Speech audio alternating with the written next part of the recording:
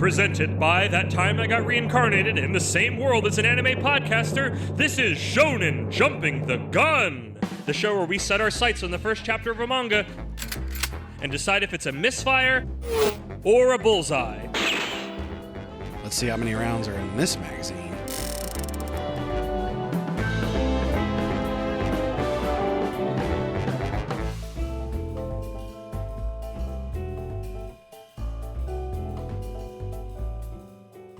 On today's episode, get your boobs and butts in gear. Oh, whoa. Huh, come on. What? No. You can't. Not that way. No, come on. I read it for the articles. It's Keijo.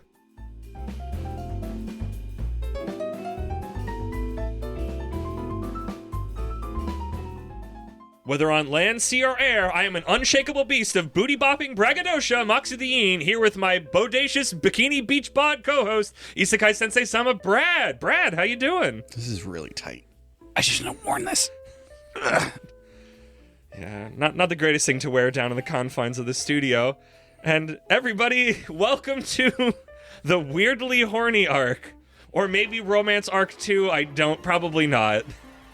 Bits of Romance Arc 2. Yeah, I don't think... Spoiler alert, the episode after this is 69. Nice, that's literally the whole reason for this arc. Bear with us. The bit was too good not to do. We've had this on the list for a while. Bear with us, but we definitely we're dragging this out more than necessary. We probably should have.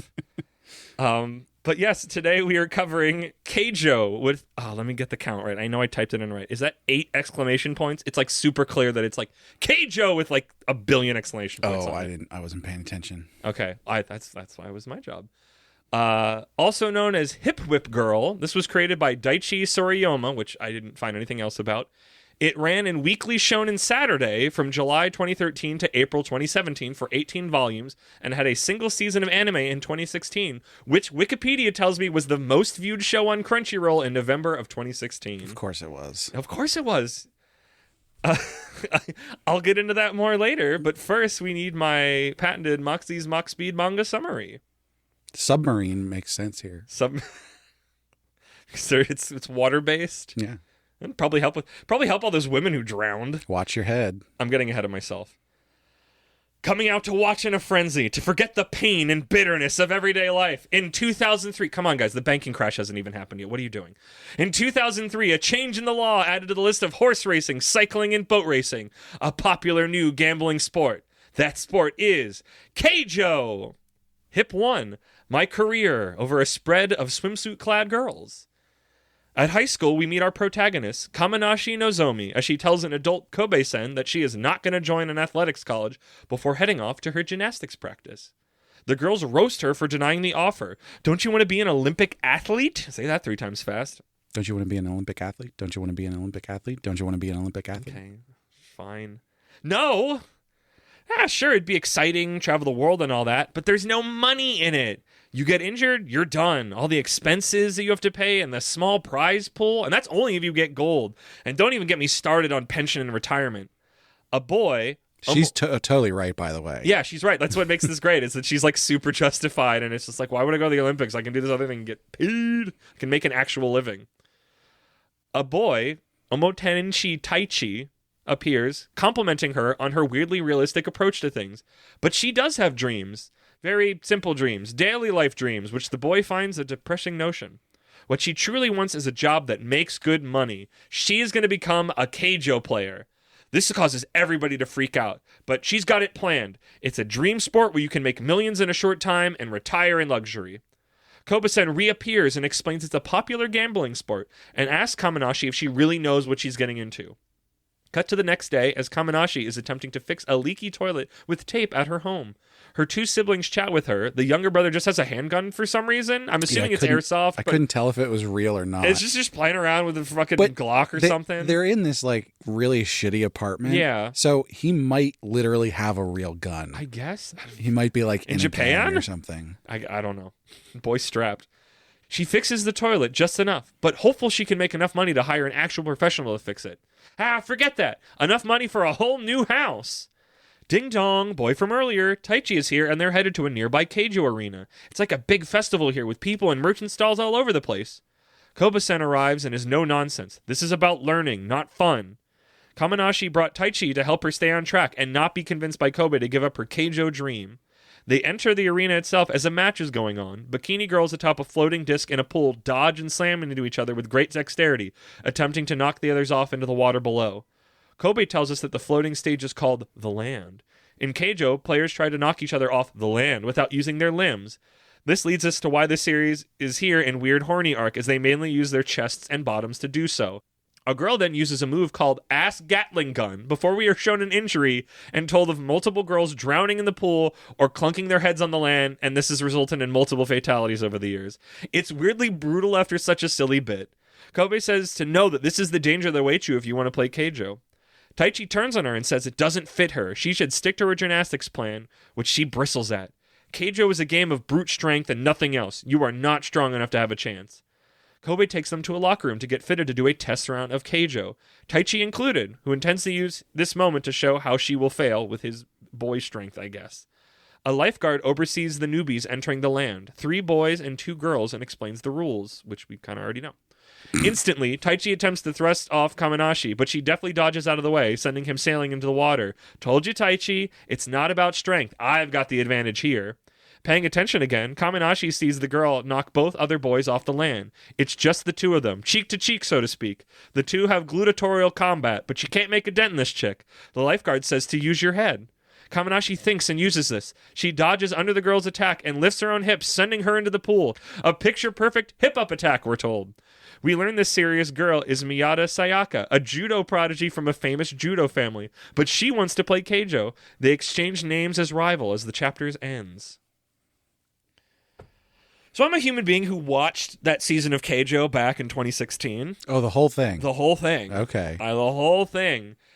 And it's admittedly went in for, like, I'm a horny fuck, sure, fine, whatever, but just found the most insane, like, genuinely reminded me of Bobobo, of just the insane shit popping off. And you don't, you get, like, the tiniest taste of it here, but what I find funny is there is so much... This chapter was not the first episode of the anime. This chapter was not in the anime at all. There is no boy. There is no setup. Anime starts with her arriving at the school, and the boy who I've read is supposed to be a continuing part of the story has just been erased. Okay. So it's just the girls. There are no boys. So in the anime Keijo. They're only in the manga. I had a passing familiarity with this as a concept of a sport. I've shown it to you at some point. Well, no, I mean that anime specifically, but I'm talking about the thing known as butt sumo.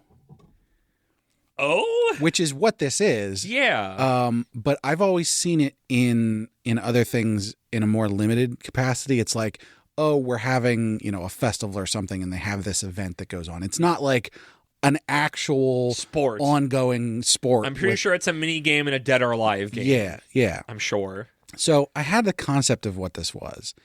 And then I don't know when that was we had talked about it, and you showed me like that one episode. I like further on where they're like they're on like the land is like Himeji Castle and it's sinking into the water and people are pulling out like literal god named moves and it's insane. And so this is on a level like because butt sumo itself is a weird concept, right? Yeah, it's silly. And it's like silly and you really sexy and you're horny literally just doing this to see women in bikinis bumping their butts together. That's all it's for. Yes.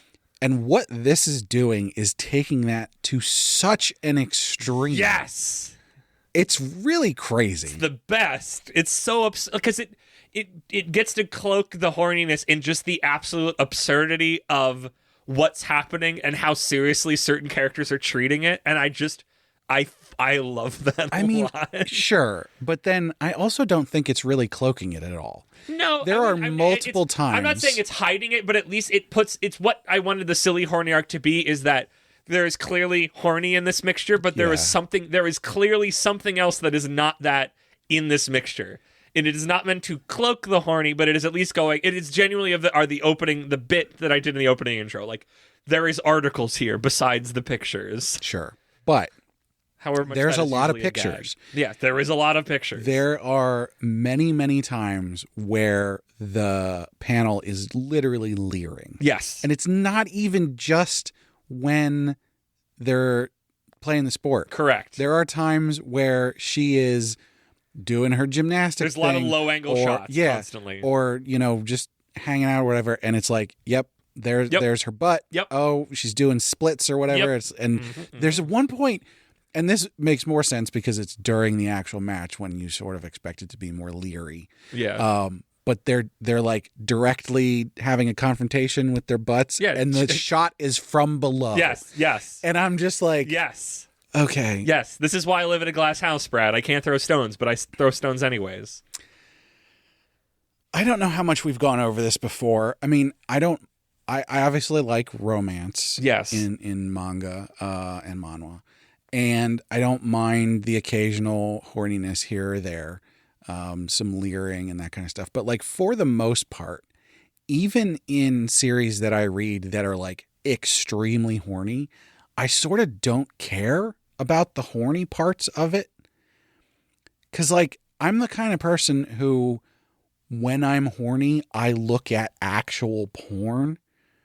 So when I'm you don't like as opposed to me, you do not like quote unquote mixed drinks in this context. You do not like to mix them at any level. I know there's other things we've talked about that you've displayed, maybe not necessarily uncomfortableness, but of just a sensation of why is this here? I feel like that has come up when we've watched Dan to Dan of why is this here? And I'm somebody who's like, I like it integrated. I like it being a part of it.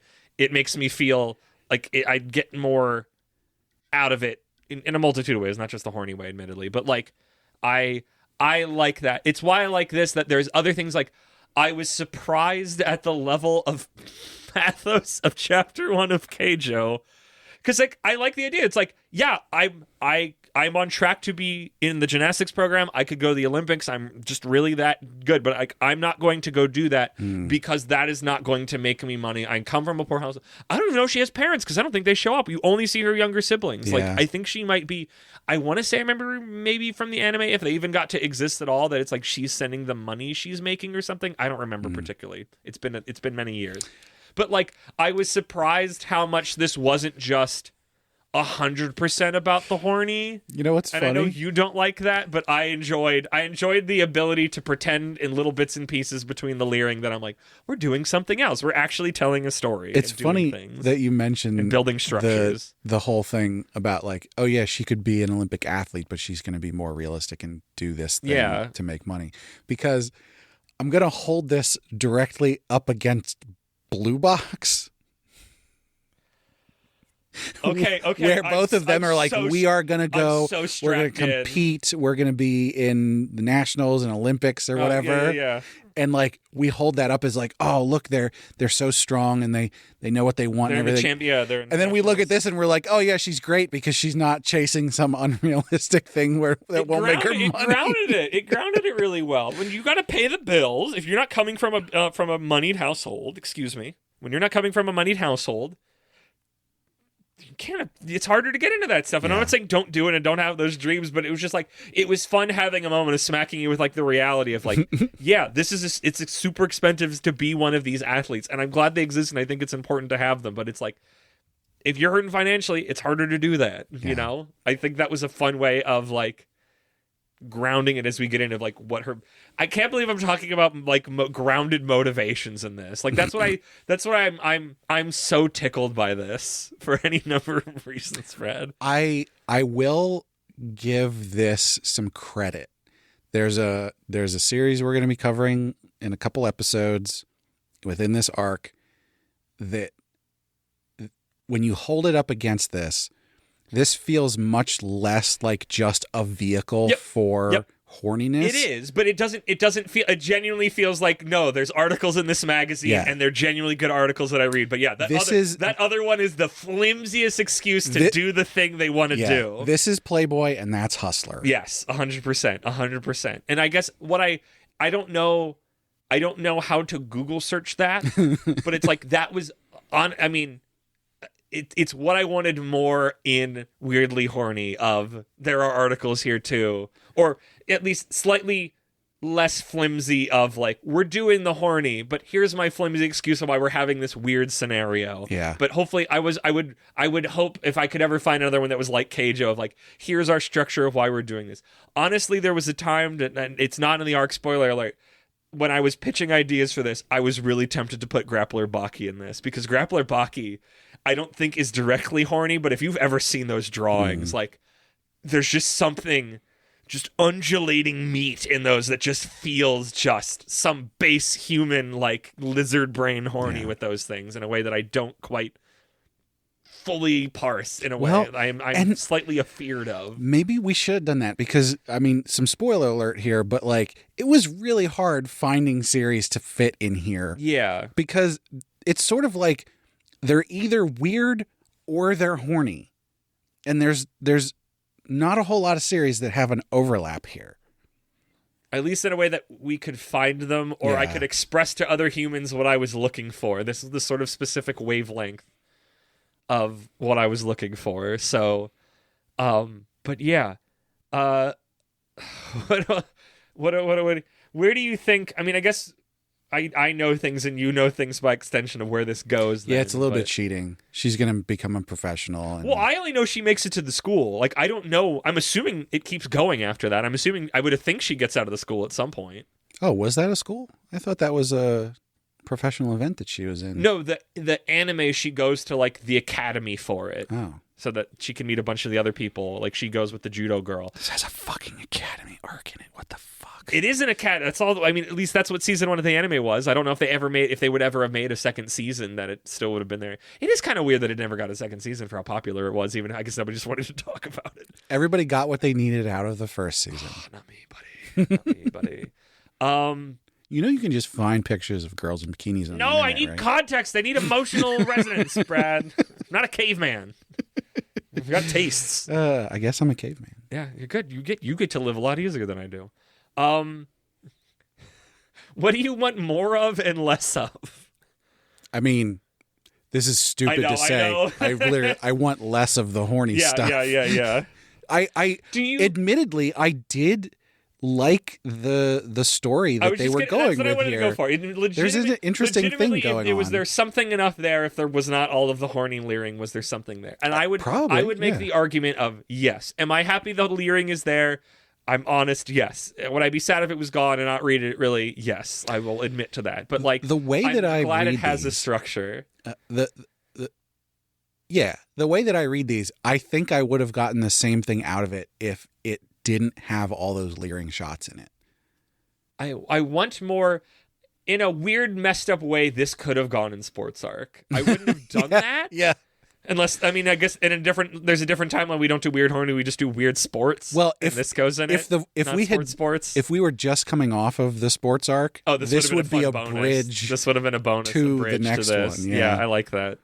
But no, I liked it. I liked that the boy was very protag-kun, but he wasn't an entire paper cutout. Like, he wasn't just a stan, and I appreciated that. Yeah, he wasn't he's just wrong. Oh my gosh, Kamanashi. He's wrong, but he genuinely cares about her. Yeah. There was a good relationship there, which I was surprised about. Yeah, exactly. Like, he wasn't just a paper cutout. Yeah. He's super good. We're going to meet some paper cutouts in this arc, guys and otherwise. But, like, it was just oddly refreshing, again, as someone who did not experience him in the anime, because he just isn't there. He's been removed. There are no boys here. We're maximum goon zone in the anime. Can't have any pathos there. Which is so funny to me. If you everybody watching this on Crunchyroll, you're already on the internet. Yeah, but this is what I want. I want this flavor. Gosh darn it, Brad. Again, come back to it. Such a caveman. Sometimes you mix and match. I can understand this for, you know, the audience of Japanese teen boys, where it's like, oh, I'm reading this and it's naughty, but like I'm allowed to because it's in this manga magazine. But like when you're watching it on Crunchyroll, it's like, just go look at some porn. No. Stop being simpleton. Basic. Yeah, basic. I now need to tell you a thing that I remember from the anime of just how the insane, like, again, reminds me of Bobobo, of the insane lengths they'll be like, or like insane, like, later sports manga stuff that I feel like Ice Shield has done, where it's just like, because she did this, she has this insane power, even though technically we're all just humans doing this. Is the idea is that there's the one girl who doesn't talk much, but she gives everybody massages, and through this she's able, because she has touched everybody's butts at the academy, she is able to mirror any of their attacks in a battle. Isn't that the weirdest, best thing ever? Like, isn't that just the most just wacky woohoo bullshit? Isn't that the best? No, that makes total sense. Exactly. Like, that's why I love Keijo. Is just, it's like, we're doing this, but also like, it's the author just like full force committing to the bit. And just, if this was happening and we were doing shonen battles, this is what we would be doing. Well, I mean, this is a shonen battler. It is. It's a shonen battler sports arc. It's sports and the They're doing the academy arc. Yes. They're doing tournament arc. Yeah. If you should have this adventure lifestyle or not at the beginning, the protagonist having a strong thing. Honestly, yes. Is it like, it's like, honestly, it's great. I've buried the lead to that segment. Like, I think I want to read more. I mean, in a way, get it. Yes, but in a way, I wasn't expecting that when I went to go read the manga, which I hadn't read before this, for how much like actual structure is here. Like, I don't, because like the anime is so wafer thin about what it's doing, and like, sure, fine, but like, I was this first chapter was more place setting and exciting than Jump chapters we've read. Like, did that change my mind? Is this not a stronger first chapter in setting up what we're doing, the concept, to teach you how the game works enough, to show you the danger, to show you characters' motivations, to set up a thing. We literally meet our rival. Guys, this is better than Hakutaku. This is better. I forgot about that until like somebody said that name recently. I'm like, why do I remember the name Hakutaku? What is that? And I had to like think about it. Just erased from my brain. It is. Yeah. Even if you took the horny out, it's a better thing than Hakutaku. Well, and no, you say that. As far as I am concerned, I read this by taking the horny out of it. So take my opinion. This was an actual. There are two wolves inside of you. One of them is taking the horny out. One of them is not. And both wolves love Keijo. Okay, love is maybe a strong word. Both wolves like Keijo. I don't want to put words into your mouth. No, like this is literally like there is compelling story here. I can't believe it. I could not believe it going into, but I'm also glad you get the little moments of how insane this all is. That there's the Gatling gun butt attack, and that instantly after that you get like, no, this is actually legit dangerous. We're not just playing in 100%. Like, it puts it more into wacky woohoo land that it's like this sport is so dangerous. So like, a girl's hair got stuck on the chain that holds the land and she drowned. And it's just like. By the way, I think you glossed over this in your summary, but the teacher who took them there. Oh yeah, I glossed over. Like he's like gambling. Clearly a fan. Like he is a part of it. But like in the beginning, he's so serious, and he's like, you shouldn't do that. First, he's playing the tough face of it, but it's like, oh no, he's into this. He's like, they make a point of like, I don't remember if I put in the summary of just like, this isn't like a gymnastics, competition. Like there's just a bunch of old dudes here. Yeah. Which is just like, yeah, honestly, if that's who I guess that's who they're doing the gambling things, who's got the time to go see this and ogling. I think there was there something about they started allowing gambling for it? Like, I guess only certain things are allowed to be gambled on. Like, it was already a sport that was, because they make a point of like horse racing and boat racing, which is such, like, I've only ever heard of boat racing in Japan. So strange. So I'm curious to learn about boat racing here. We have boat racing here? Yeah. Haven't you ever seen those shallow pools that are like, but that people specifically gamble on, I guess. I mean, people gamble on everything. Yeah, but that it's like a thing, like that it's like a structure in society that we know that it's like in the way, because it's like we know it's like, oh yeah, people bet on horse racing, but like I've never run into people betting on specifically on boat racing in the way that I've run into it so many times in like anime and manga. If you go to, so we live near Hollywood Casino, right? Yeah. If you go to the horse track there, I've seen it. They have gambling for everything there. Yeah, I'm sure. So I've just never seen boat racing before. Like I know people gamble on everything, but not like as like a structure in the way that we like that you think about horse betting. I don't know. Regardless, Japan loves. I mean, everybody loves gambling. Belatro's doing gangbusters. I don't. I gambled on crane games this weekend and was like, this is why I shouldn't go to casinos and they're icky. The last time I was at a casino was Hollywood Casino. Yep. I went in. I put, I think, $25 on one of those stupid cards. Yeah. I lost $25 in a slot machine, and I left. Smart. I was there for a banquet, and I got lost trying to find the room because there's supposed to be inscrutable mazes. And then I was like, I don't like being here. I wish to leave as fast as I could. I think that was like 8 years ago do or more. Do you have any closing marks before we get into Thinky Thinks Feely Feels and the whatnot? Well, we should definitely talk about the art, Yes. which felt fine. It's doing its thing. It's first of all, I mean, commendable. It's not bad. Yes, correct. But it's that fairly generic. It's style, not amazing. It's got like a little thing to it. Oh man, personality wise, that's something I should talk about. Our protagonist, where she comes from, she's from Kansai or something, because she's got big, at least in the localization I read, she's got big Southern accent to capture that, and I appreciate having a female lead who's got the hick accent. I like it. I liked that, and I like the localization got that flavor in it, because I think I vaguely remember that vibe from the anime. But yeah, the same. The art, the art is it's solid. It's good. It does what it needs to do when it needs to do it. The author knows how to draw the thing that he be drawn. I guess I'll put it here because I don't know where else to put it, because I don't think it fits in the other things. Honestly, I know when I guess it would have been after I watched it. Honestly, no jokes, no thrills, no bits.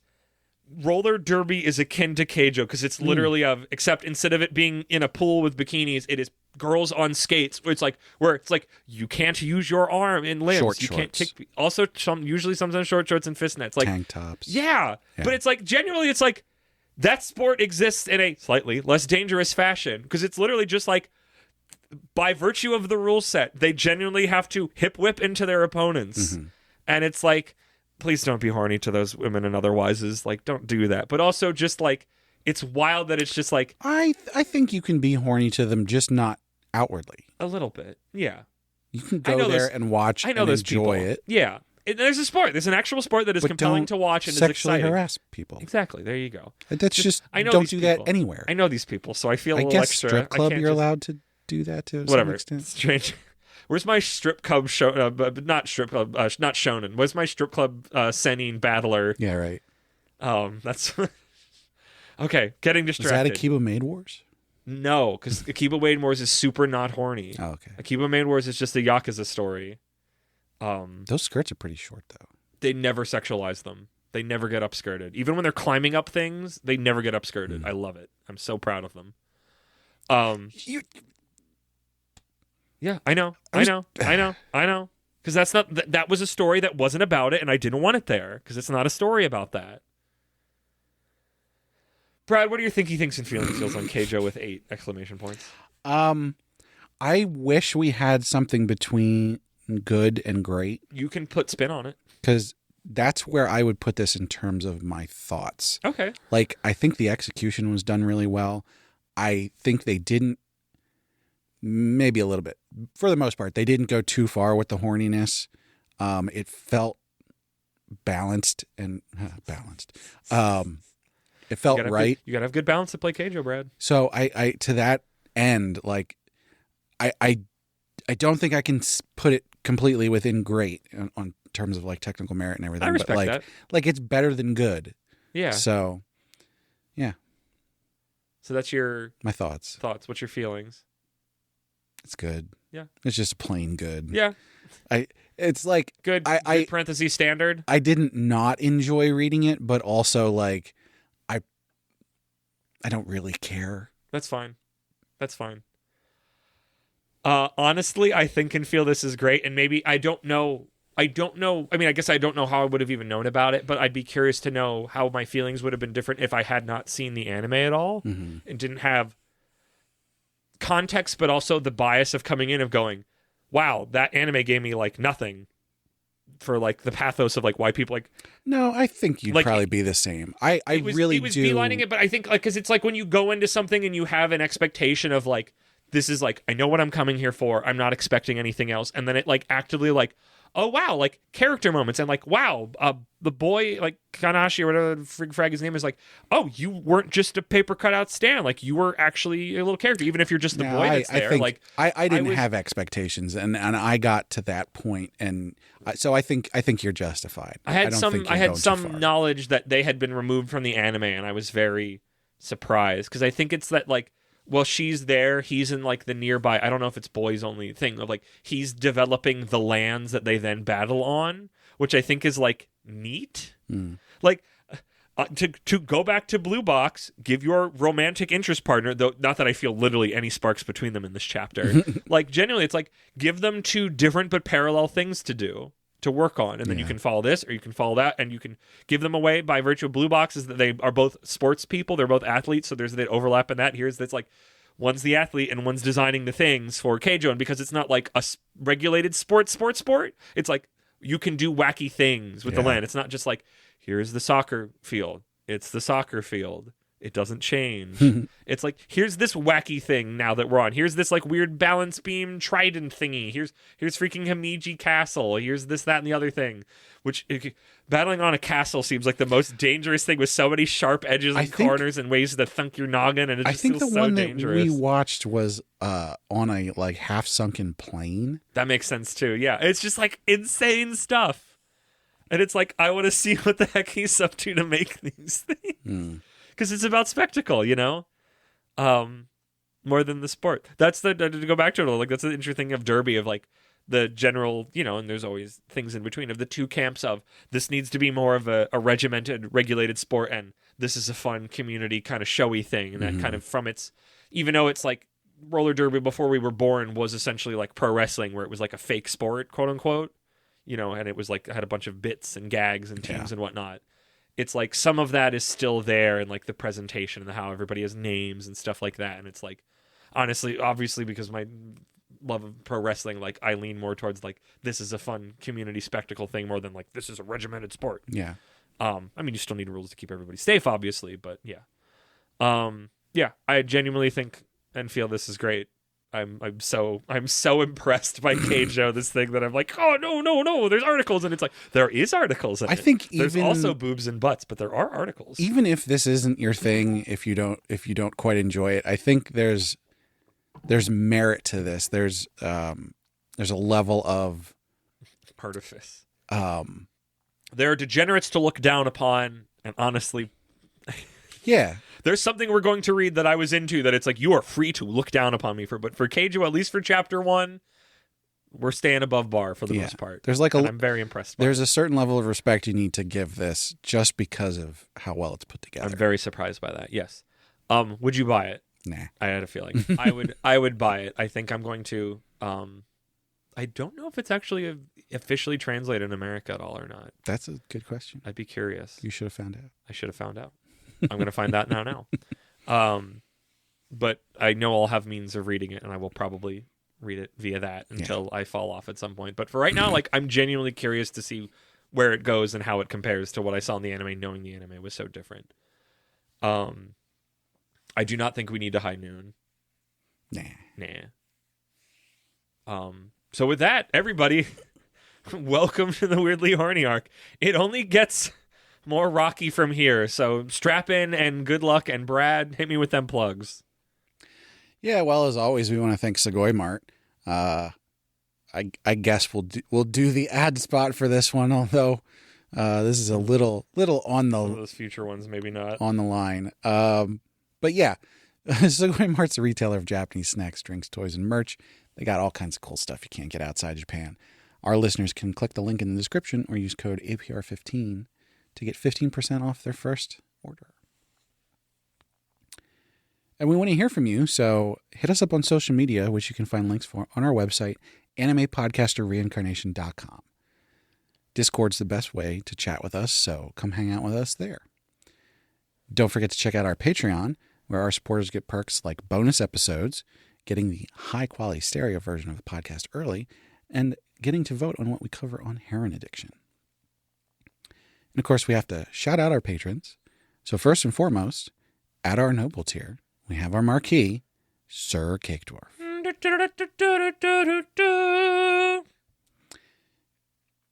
At our reincarnator tier, we've got Moon. Last but not least, at our commoner tier, we've got Rena. So thank you so much to all our patrons. Thank you, Brad, for that. Thank you, everybody, for listening. Make sure you listen to all the podcasts on our feed. And I'm just going to read super attacks from the Keijo wiki until Brad fades me out, just to show you the absurdity of some of these attack names, which is why I love it. 1.6 kilo breast napalm. Attack on Titan's butt. Beheading butt sword. Boob dunk. Boob soul. Boob style. Final heaven. Breast copter. Breathless butt gatling.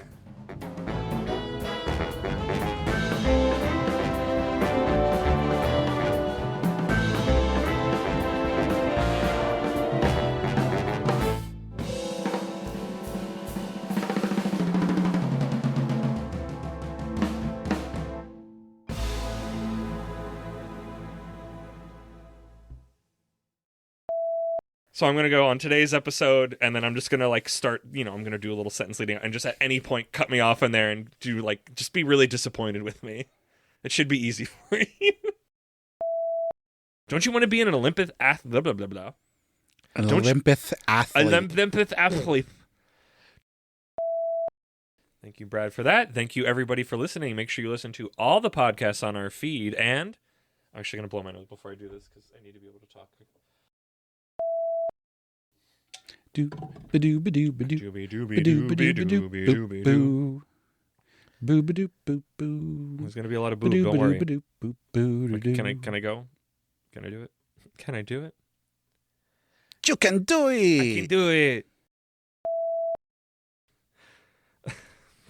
Oh, good Lord, what is that? Butt guillotine, butt hurricane, butt sandstorm, butt transmutation. What is, Brad, what's the thing from Jujutsu Kaisen? They all have domain expansion? Yeah, what's the domain expansion? Who's the fear based on sexuality? Who's the demon based on that? Chainsaw hip, speaking of. Demon butt hammer strike. Depth charge cherry blossom butt. Double butt bridge. Dump butt roll. Electronic hip. Exploding boob sniper? You should talk to a doctor about that. Flame prison of red pile piper. Full strength, full power vacuum butt cannon. I had to look this up. Attack on Titans actually started in 2009. So at some point they that might have just been a localization. Well, because when you said that one, I was like, wait a minute. These don't match up. Why would this series is old enough? They shouldn't have Attack on Titan stuff, but no, Attack on Titan's been around for a long time. Killing method battleship butt. Okay, I'm done. I just love big silly move names, honestly. I'm very simple in that regard. Free me from this prison, Brian. Let's knock this other one out. There was something that we didn't talk about, which is the fact that, like, she's 17. I wanted to float over that. It seems hard. like most of them are young. I've chosen to float. Yeah. That's always the danger with these ones, isn't it? Yep. And I love that it's like so dangly there. It's just like, you're almost there. Just let it be your birthday when you go to the academy. Let it be everybody's birthday. I wonder, like, we obviously have this thing in Western countries, I guess mostly just the U.S., where it's like, oh, it's 18. 18's the level. It wasn't always 18 in America. Not to say that it's I'm not. But a lot of other countries are younger, and I think Japan is 16. Mm-hmm. And so it's so weird. It seems like the laws themselves are the thing that dictate our morality around it. Yeah, what? We're like, oh, you drink at 21, but that's just super not what it is in Europe. Yeah. But even to that extent, like, I don't, like, in real life, I would not, I'm married, but hypothetically, I would not pursue a romantic relationship with anyone that's more than, like, 10 years younger than me. You are not what the law is protecting them from. Right. But when we look at fiction, when we are looking at media or whatever, that's not something that I care about. I'm just like, oh, that's a beautiful because this woman. is a character right? written by an adult, and sometimes that can make things ickier, and sometimes, depending on context, I feel like, and how you come into it then. But yeah, because they're not, Right. that mentally young, and they're It's also just- just here on the thing, and you also, by virtue of usually in a manga, you can hear their inner monologue to see where they're at. Yeah. I just find it interesting because like when I read a younger teenager in any of these manga and they're in a, sexualized situation or whatever, knowing that they're 14 or whatever makes me uncomfortable. Yes. But if I don't know they're 14 and I'm looking at them and it's like, oh, they're beautiful. Like, And they I'm look attracted of to them. age enough. Right. And so I don't know. It's just a weird thought that I had of like, it's so much the law that is sort of shaping our morals around it. Of where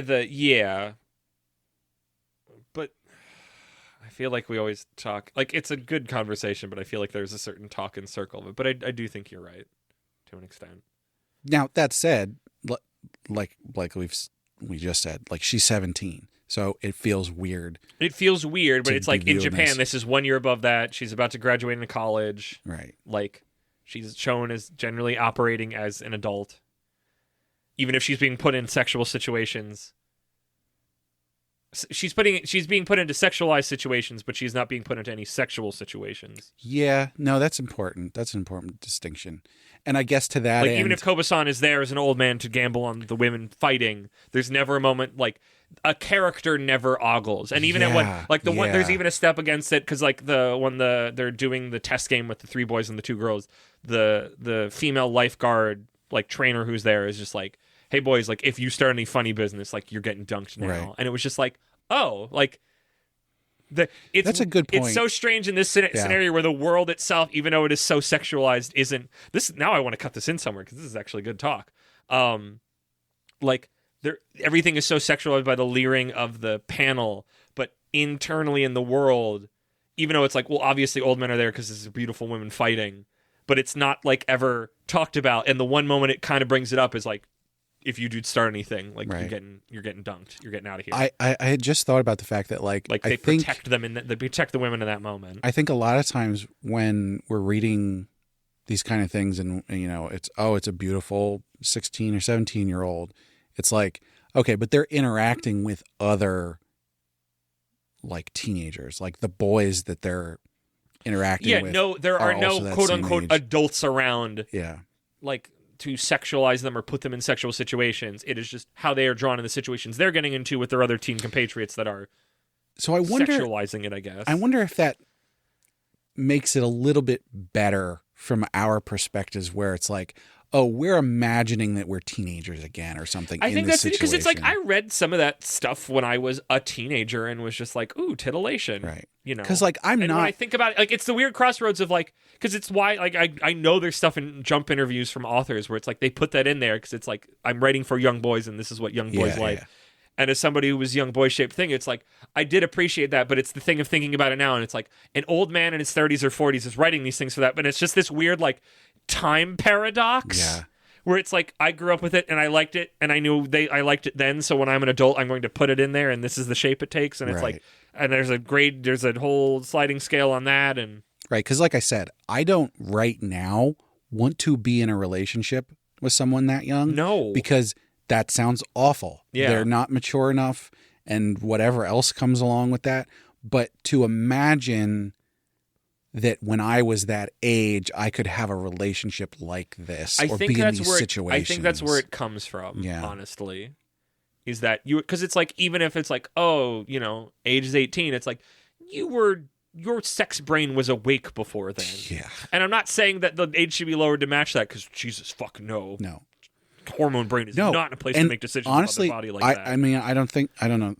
I probably haven't said this on the podcast before, but like, I sort of feel like you shouldn't be able to do most things before you're 25 because your brain isn't done being baked until then. Yeah. And it's obviously different for everybody, but like, as a general rule of thumb, you're not done growing up until at least your mid-20s. You're not chemically stabilized enough to be like, even if in the moment, because you're never not in a state of chemical unbalance when you're growing up. So it's just like, well, I feel like I'm put together, and it's like, no, I've been where you are, and I grew, and I know you're not in a state that you can make because you're just not. You just haven't been alive long enough. You are not done baking and getting enough life experience to make these decisions, and it feels so gatekeepy. But it's just like, but that's the thing, because you can see other people who didn't follow those rules, and they're freaking cooked now. Yeah, I mean, all of these things are like these are just arbitrary numbers that we're putting on things. So I wouldn't say like, arbitrary, but they're not. To an extent. Yeah. There's general ranges where things happen, but like it's different for everybody. So yeah.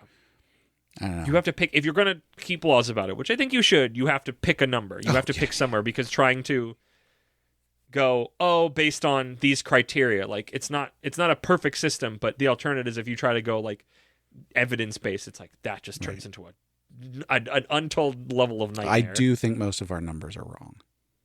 I could understand that. But I prefer the XKCD. What is it?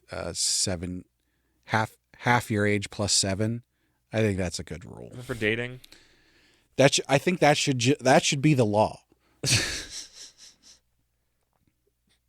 I'm sure there's a lower range, and I feel like it loses stamina at the higher range, because at a certain point when it's like 40 and like 60 or 70, it's like at a certain point where it's just like whatever. But yeah, definitely from teens to 20s to 30s. At half your age plus 7, that would mean that a 17-year-old can't date anyone older than 20. And that feels appropriate. That does feel appropriate. Yeah, obviously a little wiggle room, but... And a 100-year-old could date a 57-year-old, so... I feel like they could date a 40-year-old or a 30-year-old, not a 20-year-old. Like, I feel like it just, like, it needs some sort of, like, as the number get bigger, it can, but it still needs a cutoff. It still needs a cutoff. Yeah, there would be some. There was a 100-year-old. There's a certain point where it's like, are you in your 50s, 60s, or 70s? Are you dating early to mid 20-year-old? No, you aren't. We could do 25 as the actual age for stuff, the full cutoff. But then everything below that is half your age plus 7. Okay. Sure, fine. Whatever. Are you putting this in an episode? Is this just all after? Where's this going? Go at the end. Okay, because it turned into like, I mean, not that it was a bad talk, but it turned into a more fitting talk then for Keijo then. So I know there's at least 3 people who listen to the end. So. Okay, let's put this to bed because we have a lot more to do, and I don't know how well my throat's going to maintain.